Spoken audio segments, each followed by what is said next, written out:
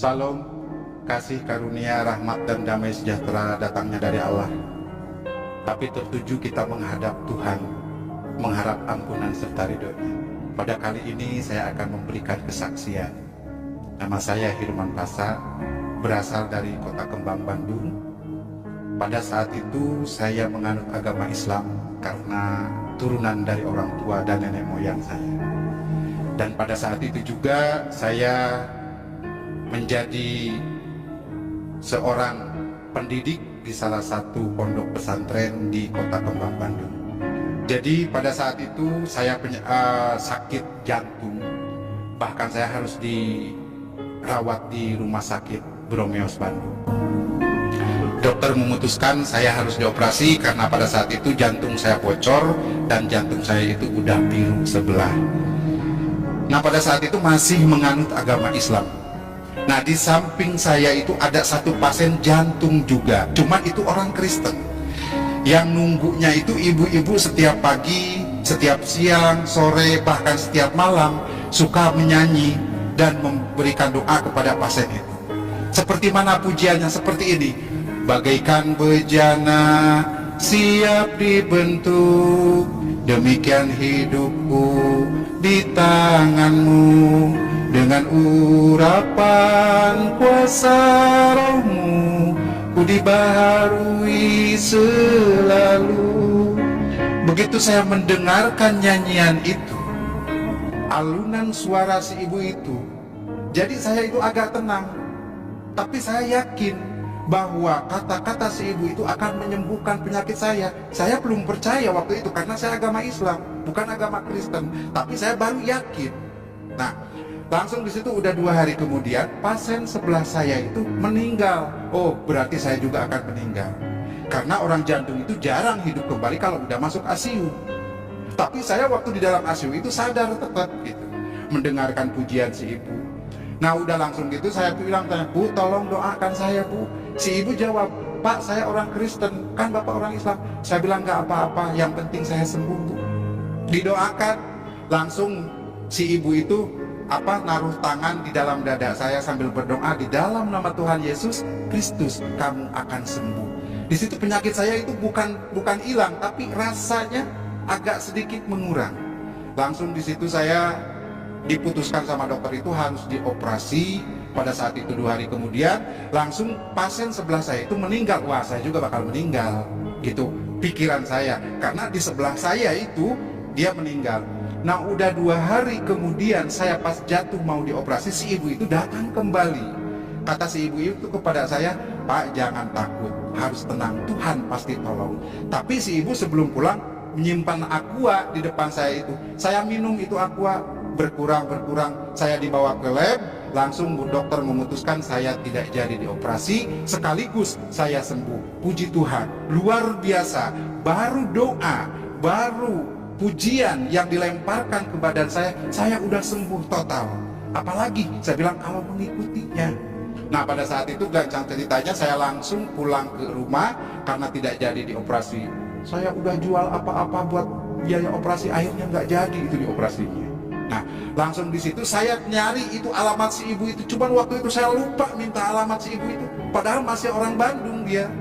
Tapi nggak ketemu sampai saat ini. Nah, di situ saya langsung berpikir gimana caranya, karena saya itu guru atau ustadz di salah satu pondok pesantren, nggak mungkin saya bisa didemo. Nah, udah begitu langsung saya bisa ada hubungan kemana-mana, langsung ada ngasih nomor kontak satu pendeta yang berasal dari Jakarta. Langsung saya menuju. Pada saat itu saya udah mengerti gitu ajaran-ajaran Kristen, tapi saya belum total. Nah, udah langsung saya tinggal di rumahnya pendeta di Jakarta sampai saat ini udah 10 bulan. Luar biasa, Tuhan Yesus menolong saya. Ada satu kenikmatan yang mengikuti ajaran Tuhan Yesus Kristus. Ada satu keistimewaan yang kita rasakan pada saat kita dibaptis. Saudara pernah dibaptis? Apa yang rasakan saudara pada dibaptis itu? Pengalaman saya waktu saya dibaptis oleh 2 pendeta. Ya, langsung begitu turun masuk ke kolam baptisan, saya dibaptis. Begitu ditenggelamkan, saya katanya pingsan. Padahal saya bukan pingsan, dibawa salah satu orang tapi yang saya nggak kenal, ke satu tempat yang luar biasa indahnya. Burung-burungnya, air-airnya, taman-tamannya indah sekali. Nah, pada saat itu saya pingsan katanya karena waktu dibaptis itu. Nah, di situ saya sama satu orang yang tidak dikenal itu dikasih kenang-kenangan atau dikasih bingkisan, sampai saat ini belum ketemu. Apa sih artinya itu? Nah, udah begitu langsung saya, namanya pendeta yang satu udah agak tua, yang satu juga walaupun muda dia gemuk, saya badan gede, langsung ditarik dari kolam baptisan ke atas karena saya pingsan, ya kayak ngangkat karung gitu kan. Jadi badan saya itu biru semua. Nah, puji Tuhan, begitu saya sadar, begitu saya siuman dari pingsan, saya mencari barang yang dikasih orang yang tidak dikenal itu, tidak ketemu. Saya tanya kepada semua orang di situ, pada bengong semua. Jadi apa sih yang berbentuk buku? Bukan, berbentuk Alkitab juga waktu saat itu saya belum mengenal benar. Nah, langsung saya setelah dibaptis, langsung saya kembali lagi ke rumahnya Pak Pendeta. Jadi sampai saat ini saya sudah 10 bulan di rumahnya Pak Pendeta. Luar biasa, Tuhan menolong saya. Cobaan, kritikan dari keluarga, bahkan sekaligus saya dibuang dari keluarga, bahkan istri tercinta satu pun minta dicerai, anak pun sampai saat ini tidak ada komunikasi dengan saya. Tapi bagi saya nggak apa-apa. Yang penting saya punya Bapak, yang penting saya punya juru selamat. Karena waktu di dalam dulu itu tidak ada juru selamat, ada juga syafaat. Ya, kalau syafaat itu kalau orang mau syafaat kan, kalau juru selamat itu beda. Semua orang mengikuti dia pasti jalan. Mungkin ini yang dinamakan Shirathul Mustaqim, jalan kebenaran. Saya pernah pernah membaca di dalam satu kitab Tizan Daruri. Kalau di dalam Islam itu tauhid. Ya, kalau di dalam Kristen itu adalah teologi ketuhanan. Di situ di dalam Tijan dikatakan la ilaha illallah iku maujud, la ilaha illallah iku ma'bud.